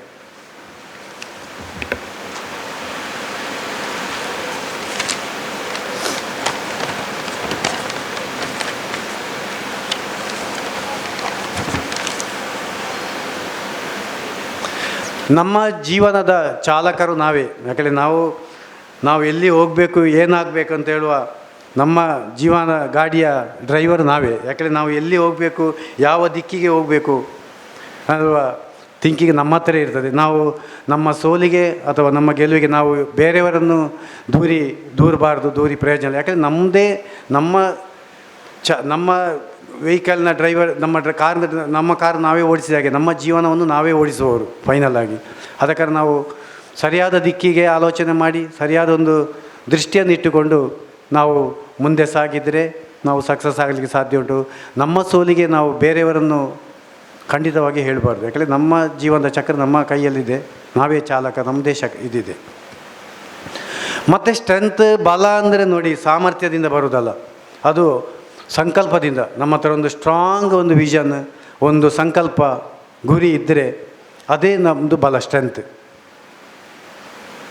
ಆ ವಿಷನ್ ಇಟ್ಟುಕೊಂಡು ನಾವು ಮುಂದೆ ಮುಂದೆ ಮುಂದೆ ಹೋದರೆ ಅದು ದೊಡ್ಡ ಒಂದು ಹೆಮ್ಮರವಾಗಿ ಬೆಳೀಲಿಕ್ಕೆ ಸಾಧ್ಯ ಉಂಟು. ನಮ್ಮ SG ಗ್ರೂಪು ಕೂಡ ಇವತ್ತು ಸಿಂಪಲಾಗಿ ನನ್ನ 1984 ಒಂದು 0 ಕ್ಯಾಪಿಟಲಲ್ಲಿ, ಅಂದರೆ 5,000 ಕೇಂದ್ರ ಸರ್ಕಾರದ ಸಹಾಯಧನ ಮತ್ತು 15,000 ವಿಜಯ ಬ್ಯಾಂಕ್ ಬೆಳ್ಳಾರಿ ಶಾಖೆಯ ಸಾಲ, 20,000ರಲ್ಲಿ ಆಟೋ ರಿಕ್ಷಾ ತಗೊಂಡು, ಅಂದರೆ 0 ಕ್ಯಾಪಿಟಲ್ಲಿ ಇವತ್ತು ಶುರು ಮಾಡಿದಂಥ ನಮ್ಮ ಒಂದು ಸಂಸ್ಥೆ 1984ರಲ್ಲಿ ಇವತ್ತು 2025 3 ಯೂನಿಟ್ಗಳಲ್ಲಿ ದಕ್ಷಿಣ ಭಾರತಾದ್ಯಂತ ನಮ್ಮ ಪ್ರಾಡಕ್ಟ್ಗಳು ನೆಟ್ವರ್ಕ್ ಇದೆ. 2,500 ಉದ್ಯೋಗಿಗಳು ನಮ್ಮ ಸಂಸ್ಥೆಯಲ್ಲಿ ಡೈರೆಕ್ಟಾಗಿ ಉದ್ಯೋಗವನ್ನು ಕಂಡುಕೊಂಡಿರ್ತಾರೆ. ಅವರ ಜೀವನದ ಒಂದು ಭವಿಷ್ಯವನ್ನು ಕಂಡುಕೊಂಡಿರ್ತಾರೆ. ಇಂಡೈರೆಕ್ಟಾಗಿ ಒಂದು 10,000 ಜನ ಅದು ಇರ್ಬೋದು. ಯಾಕಂದರೆ ನಮ್ಮದು 5,000 ವಿತರಕರಿದ್ದಾರೆ. ಅವರದ್ದು ಡ್ರೈವರ್, ವೆಹಿಕಲ್ ಜನ ಅಂದರೆ ಒಂದು 10,000, ಒಂದು 10,000ರಿಂದ 15,000 ಫ್ಯಾಮಿಲಿಗೆ ಜೀವನಾಧಾರವಾಗಿ ನಮ್ಮ ಸಂಸ್ಥೆಯು ಬೆಳೆದಿರುತ್ತದೆ. ಬರೀ ಸಿಂಪಲ್ ಅಜೆಂಡಾ, ನಾನು ಆವಾಗ ಹೇಳಿದಾಗೆ ದೃಢವಾದ ಒಂದು ನಂಬಿಕೆ, ಮಿನಿಮಮ್ ಮಾರ್ಜಿನ್, ಬೆಸ್ಟ್ ಕ್ವಾಲಿಟಿ, ನಿರಂತರ ಸೇವೆ, ಈ 3-4 ಸಿಂಪಲ್ ಅಜೆಂಡಾದಲ್ಲಿ ಮತ್ತು ಪಾಸಿಟಿವ್ ಥಿಂಕಿಂಗ್, ಸೋಲಿಗೆ ನಾವು ಹೆದರಲಿಕ್ಕಿಲ್ಲ, ಸೋಲು ಬಂತು ಅಂತೇಳಿ ಬಿಡಲಿಕ್ಕಿಲ್ಲ. ತುಂಬ ಜನ ಅರ್ಧದಲ್ಲಿ ಯಾಕೆ ಬಾಕಿ ಆಗ್ತಾರೆ ಅಂದರೆ ಸೋಲಾಯಿತು ಅಂತ ಬಿಟ್ಟುಬಿಡ್ತಾರೆ. ನಮಗೆ ಇದು ಚಾಲೆಂಜ್ ಅಂತ ಬಿಡ್ತಾರೆ, ಇನ್ನೊಂದು ವೃತ್ತಿಯನ್ನು ಸ್ಟಾರ್ಟ್ ಮಾಡ್ತಾರೆ. ಅಲ್ಲಿ ಮತ್ತೆ ಸ್ವಲ್ಪ ಅದು ಕೆಲಸ ಮಾಡ್ತಾರೆ, ಅಲ್ಲಿ ಚಾಲೆಂಜ್ ಅದನ್ನು ಬಿಡ್ತಾರೆ, ಇನ್ನೊಂದು ವೃತ್ತಿ ಮಾಡ್ತಾರೆ. ಸೊ ನಮ್ಮದು ಅಲ್ಲಿಗೆ ಎಂಡ್ ಆಗುತ್ತೆ. ಸೊ 50-60 ವರ್ಷ. ಸೊ ಅಲ್ಲಿ ಏನಂದರೆ ಹೊಸ ಇದಕ್ಕೆ ಹೋಗುವಾಗ ಈಗ ನಮಗೆ ತುಂಬ ಜನ ಬಟ್ರೆ ನೀವೊಂದು ರಿಯಲ್ ಎಸ್ಟೇಟಿಗೆ ಹಣ ಹಾಕಿ, ಅದು ಒಳ್ಳೆಯ ಲಾಭ ಅಂತೇಳಿ. ಜ್ಯುವೆಲ್ಲರಿಗೆ 20%, ಗೋಲ್ಡಿಗೆ 20%, 30% ವರ್ಷಕ್ಕೆ ಹೈಕ್ ಆಗುತ್ತೆ, ಸ್ವಲ್ಪ ಹಣ ಜ್ಯುವೆಲ್ಲರಿಗೆ. ಸೊ ನಮಗೆ ಅದು ಯಾವುದೂ ಕೂಡ ನಾನು ಅದರಲ್ಲಿ ಕನ್ಫ್ಯೂಸ್ ಆಗಲ್ಲ. ಯಾಕೆಂದರೆ ಅದರದ್ದು ಬೇರೆ ಚಾಲೆಂಜ್ಗಳಿರ್ತದೆ. ಈಗ ರಿಯಲ್ ಎಸ್ಟೇಟ್ ಒಳ್ಳೆಯದು, ನಾವು ದೂರದಿಂದ ನೋಡುವಾಗ ಎಲ್ಲ ಒಳ್ಳೆಯದು, ಅಲ್ಲಿ ಬೇರೆ ಚಾಲೆಂಜ್ ಇರುತ್ತೆ. ಮತ್ತು ಅಲ್ಲಿ ನನಗೆ ಅನುಭವದ ಕೊರತೆ ಇದೆ. ಇಲ್ಲಿ ನನಗೆ ಅನುಭವ ಇದೆ. ನಾನೀಗ ವಿಶಾಖಪಟ್ಟಣದಲ್ಲಿ ಫ್ಯಾಕ್ಟ್ರಿ ಆಯಿತು ನಮ್ಮದು, 120 crores ಫಸ್ಟ್ ಸ್ಟೇಜಲ್ಲಿ ಆಯಿತು. ಸೊ ನಾನು ತಿಂಗಳಿಗೆ 1 ದಿವಸ ಹೋಗಿದ್ದು, ನಮ್ಮ ಟೀಮಿನವರೇ ಮಾಡ್ತಾಯಿದ್ರು. ಯಾಕೆಂದರೆ ನಮಗೆ ಅನುಭವ ಉಂಟು. ಇಲ್ಲಿಂದಲೇ ಅವರು ಏನು ಹೇಳ್ತಾರೆ ಅವರು ನಮಗೆ ಗೊತ್ತಾಗತ್ತೆ, ನನಗೆ ಇಲ್ಲಿಂದ ಕಮಾಂಡ್ ಮಾಡಲಿಕ್ಕೆ ಆಗುತ್ತೆ. ಸೊ ನಾನು ಪೂರ ಭಾರತಾದ್ಯಂತ 50 ಫ್ಯಾಕ್ಟ್ರಿ ಹಾಕೋದು ಕೂಡ ನನಗೆ ಈಸಿ, ಯಾಕೆಂದರೆ ನಾಲೆಜ್ ಇದೆ. ಅದೇ ನಾನೀಗ ರಿಯಲ್ ಎಸ್ಟೇಟ್ ಮಾಡಿದರೆ ನಾನು ಮತ್ತೆ A to Z ಶುರು ಮಾಡಬೇಕು, ಅಥವಾ ಜ್ಯುವೆಲ್ಲರಿ ಬಿಸ್ನೆಸ್ ಮಾಡಿ ನಾನು A to Z ಅಲ್ಲಿಂದ ಶುರು ಮಾಡಬೇಕು. ಸೊ ಅಲ್ಲಿ ನನ್ನ ಟೈಮ್ ಹೋಗ್ತದೆ, ಹಣ ಮತ್ತು ಸಮಯ ಅಲ್ಲಿ ವೇಸ್ಟ್ ಆಗುತ್ತೆ. ಸೊ ಆದ ಕಾರಣ ನಾನು ಹೇಳೋದು, ನಾವು ಒಂದೇ ವಿಷಯದಲ್ಲಿ ಫೋಕಸ್ ಈಸಿ ಆಗುತ್ತೆ, ನಾಲೆಜ್ ಇದೆ. ಸೊ ಅದು ಮುಂದೆ ಮುಂದೆ ಮುಂದೆ ಹೋಗುತ್ತೆ. ಸ್ಲೋ ಆಗಿ ನಾವು ಹಾಗೇ ಇದ್ದೇವೆ ಅಂತ ಹಾಗೇನಿಲ್ಲ. ನಾವು ಒಂದೇ ಫೋಕಸ್ ಕೊಡದೆ ಸಣ್ಣದಾಗಿ ಮುಂದೆ ಮುಂದೆ ಹೋಗ್ತಾ ಇರೋದು, ನಮಗೆ ಗೊತ್ತಾಗಲ್ಲ. ಆಮೇಲೆ ನಡಿಗೆಯಲ್ಲಿ ಆದರೂ ಕೂಡ ಅದು 5 ವರ್ಷ 10 ವರ್ಷ ಆಗೋ ದೊಡ್ಡದಾಗ್ತದೆ. ಯಾಕಂದರೆ ನಮ್ಮದು ಹೀಗೆ ನೋಡುವಾಗ ನಮ್ಮದು ಎಂಥ ಬೆಳವಣಿಗೆ ಇಲ್ಲ. ಆದರೆ 1984 ಇಸ್ವಿಯ ಪಾಯಿಂಟನ್ನು ನಾನು ನೋಡಿದರೆ ಇವತ್ತು ನಮ್ಮದು ಬೆಳವಣಿಗೆ ಉಂಟು. ನಾನು ಡೇ ದಿವಸ ನೋಡಿದರೆ ಒಂದು ದಿವಸ ಲಾಸ್ ಇರುತ್ತೆ, ಒಂದು ದಿವಸ ಪ್ರಾಫಿಟ್, ಒಂದು ವರ್ಷ ಲಾಸ್, ಒಂದು ದಿವಸ ಪ್ರಾಫಿಟ್, ಚಾಲೆಂಜುಗಳು, ಪ್ರಾಬ್ಲಮ್ಗಳು. ಸೊ ಎಂತ ಗೊತ್ತಾಗಲ್ಲ. ಸೊ ನಾನು ಅದಕ್ಕೆ ಸ್ಲೋ ಆಗಿ, ಯಾಕಂದರೆ ನಾವು ಅದೇ ದೃಷ್ಟಿ ಮಾಡುವಾಗ ಅದು ಮುಂದೆ ಮುಂದೆ ಮುಂದೆ ಹೋಗುತ್ತೆ. ಸೊ ಆದ ಕಾರಣ ತಾವೆಲ್ಲರೂ ಕೂಡ ವಿದ್ಯಾರ್ಥಿನಿಯರೇ, ನೀವೆಲ್ಲ ಯಾವುದೇ ವೃತ್ತಿ ನೀವು ಈಗ ಫಸ್ಟಿಗೆ ಒಂದು ಡಿಸೈಡ್ ಮಾಡಿ ಅದೇ ವೃತ್ತಿಯಲ್ಲಿ ಅಪಾರವಾದ ಒಂದು ಜ್ಞಾನವನ್ನು ತೆಕ್ಕೊಳ್ಳಿ, ಅನುಭವವನ್ನು ಪಡ್ಕೊಳ್ಳಿ. ಇವಾಗಂತೂ ಅನುಭವಕ್ಕೆ ಏನು ಪ್ರಾಬ್ಲಮ್ ಇಲ್ಲ, ಎಲ್ಲ ವ್ಯವಸ್ಥೆಗಳುಂಟು. ಇವು ಯಾವುದೇ ಒಂದು ಈಗ ಬಿಸ್ನೆಸ್ ಮಾಡೋದು ಕೂಡ ಮುಂಚೆ ಅಷ್ಟು ಚಾಲೆಂಜ್ ಇಲ್ಲ. ಯಾಕೆಂದರೆ ನಿಮ್ಮ ಹತ್ರ ಒಳ್ಳೆಯ ಒಂದು ಐಡಿಯಾ ಇದ್ದರೆ ವೆಂಚರ್ ಕ್ಯಾಪಿಟಲಿಸ್ಟ್ ಇರ್ತಾರೆ, ಬರೀ ಐಡಿಯಾ, ನಿಮ್ಮ ಒಂದು ಲ್ಯಾಪ್ಟಾಪಲ್ಲಿ ಒಳ್ಳೆಯ ಒಂದು ಪ್ರೆಸೆಂಟೇಷನ್ ಮಾಡಿದರೆ ಅದು 10 ಕೋಟಿ 5 ಕೋಟಿ ಕೊಡುವವರಿದ್ದಾರೆ. ಅವರಿಗೆ ಸ್ಯಾಟಿಸ್ಫ್ಯಾಕ್ಷನ್. ಅಂದರೆ ಮುಂಚೆ ಈ ವ್ಯವಸ್ಥೆ ಇಲ್ಲ ಇತ್ತು, ಇವಾಗಂತೂ ಹಣಕ್ಕೆ ಏನು ಪ್ರಾಬ್ಲಮ್ ಇಲ್ಲ. ಅಲ್ಲಿ ಐಡಿಯಾ ಕರೆಕ್ಟ್ ಇರಬೇಕು. ಆದರೆ ಆ ಐಡಿಯಾದಲ್ಲಿ ನೀವು ಒಂದು ಹಣ ತಗೊಂಡ್ರೆ ಅದೇ ವಿಷಯಕ್ಕೆ ನೀವು ಹಣವನ್ನು ವಿನಿಯೋಗಿಸಬೇಕು. ನೀವು ಅದನ್ನು ತಗೊಂಡು ಬೇರೆ ಏನಾರು ಮನೆ ಕಟ್ಟೋದು, ದೊಡ್ಡದು ಕಾರು ತಗೊಳ್ಳಿ, ಅದು ಮತ್ತೆ ಬಿಸ್ನೆಸ್ ಆದ ಮೇಲೆ ಯಾವ ಉದ್ದೇಶಕ್ಕೆ ನಾವು ಹಣ ತಗೊಂಡಿದ್ದು ಅದೇ ಉದ್ದೇಶದಲ್ಲಿ ನೀವು ಕೆಲಸ ಮಾಡಿ. ಸೊ ಅದು ನಿಧಾನವಾಗಿ ನಿಮ್ಮ ವ್ಯವಹಾರ, ನಿಮ್ಮ ಇದು ಜಾಸ್ತಿ ಆಗ್ತಾ ಹೋಗ್ತದೆ, ವ್ಯವಹಾರವನ್ನು ಭದ್ರವಾಗಿ ಹೋಗುತ್ತೆ. ಆದ ಕಾರಣ ಒಂದೇ ಉದ್ದೇಶವನ್ನು ಇಟ್ಟುಕೊಳ್ಳಿ, ಆ ಉದ್ದೇಶದಲ್ಲಿ ನೀವು ಕೆಲಸ ಮಾಡಿ. ಎಲ್ಲರೂ ಕೂಡ ಯಶಸ್ಸಿನ ಉತ್ತುಂಗ ಸ್ಥಿತಿಗೆ ತಲುಪಿ ಅಂತ ಹೇಳಿ ಈ ಒಂದು ಅವಕಾಶಕ್ಕಾಗಿ ಎಲ್ಲ ಪದಾಧಿಕಾರಿಗಳಿಗೆ ಧನ್ಯವಾದಗಳನ್ನು ಹೇಳುತ್ತಾ ನನ್ನೆರಡು ಮಾತು ಮುಗಿಸ್ತೇನೆ. ನಮಸ್ಕಾರ. ಮೊದಲು ಮೌಲ್ಯಗಳು, ನಂತರ ದೃಷ್ಟಿಕೋನ ಎಂಬುದು ಯಶಸ್ಸನ್ನು ಕೇವಲ ಸಾಧನೆಯಷ್ಟೇ ಅಲ್ಲದೆ ಒಂದು ಪರಂಪರವಾಗಿ ರೂಪಿಸುತ್ತದೆ ಎಂಬ ವಿಷಯವನ್ನು ನಿಮ್ಮ ಮಾತುಗಳಿಂದ ನಾವು ಕಳೆದುಕೊಂಡೆವು. ನಿಮಗೆ ಧನ್ಯವಾದಗಳು sir. May I now request C.A. Gautam Pai to kindly present a token of gratitude to our esteemed speaker as a gesture of our appreciation.